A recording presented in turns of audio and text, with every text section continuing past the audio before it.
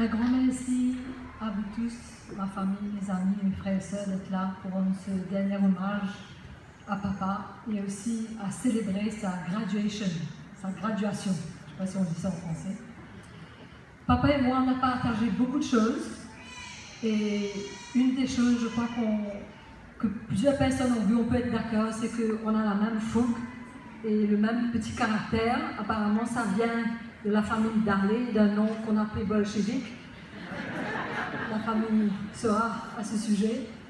Mais papa et moi, c'est vrai qu'on a partagé beaucoup de choses parce qu'en 1974, c'est là où j'ai quitté Maurice et je suis partie le rejoindre. Et Françoise avait 1 an. Et papa travaillait à Port Shepstone, sur la ferme. Moi, j'ai commencé mes études d'infirmière en 1975. Quelque chose de merveilleux est arrivé dans ma vie.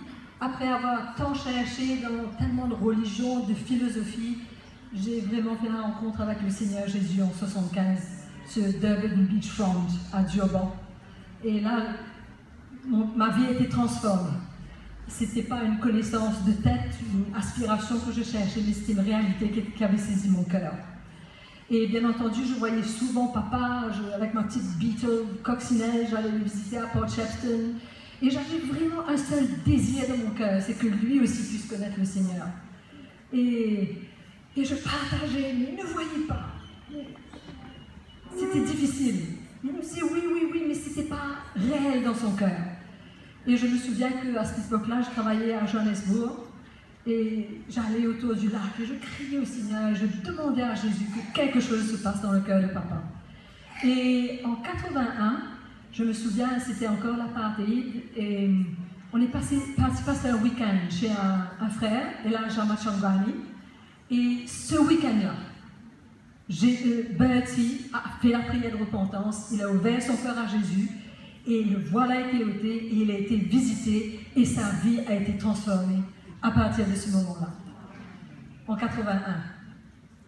Et moi je suis revenue à Maurice et papa en 96, lui il est revenu à Maurice et c'était vraiment la plus grande décision qu'il ait prise parce qu'il a retrouvé tous ses enfants, tous ses petits-enfants. Mais non seulement ça, il a trouvé une famille merveilleuse, une grande famille qui est ici aujourd'hui. Et Valérie avait 9 ans et son cœur était dans l'église, il a participé, il était dans les camps, il était à Rodrigue, aux Seychelles, à la Réunion, il était partie prenante de la vie de l'église et je sais que la vie de papa a marqué plus d'un, je sais. Et il y a plusieurs d'entre vous qui vous êtes venus vers moi pour me témoigner comment il a eu une parole d'encouragement, il a été un modèle, il a eu un réconfort pour vous et c'est merveilleux. Donc on gloire au Seigneur parce que c'est vraiment une grâce. Et je voudrais dire aussi également que comment il aimait ses frères, les 3 derniers mousquetaires qui étaient là, Guy, Dédé et Noël, et lui disait qu'il était le 4e mousquetaire et il passait du temps avec eux et il avait un seul désir, c'est que ses frères également puissent découvrir cette réalité, cette espérance vivante en Christ. Et aujourd'hui, enfin quelque temps de cela, il disait il est le dernier des Mohicans, le dernier des mousquetaires qui est resté. Mais sa réussite pour papa, c'était d'avoir sa famille, ses enfants, ses petits-enfants à ses côtés. De retrouver maman, qui est revenue à Maurice en 2009, d'avoir eu des moments de qualité avec maman, qu'on est tellement content qu'elle soit revenue à Maurice aussi. Et je suis sûre qu'il y a un but dedans. Et aussi, sa grande victoire, comme ce que Len avait partagé.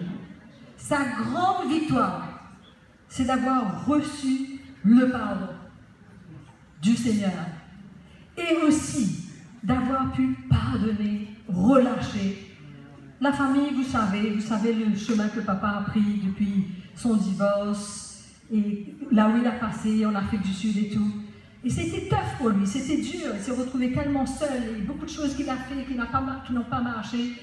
Mais comme Len disait, et ça c'était un témoignage fort, d'avoir pu relâcher, pardonner, de pouvoir garder un cœur pur d'avoir pu quitter cette terre avec la liberté, la libération à cœur pur, c'est une grande victoire.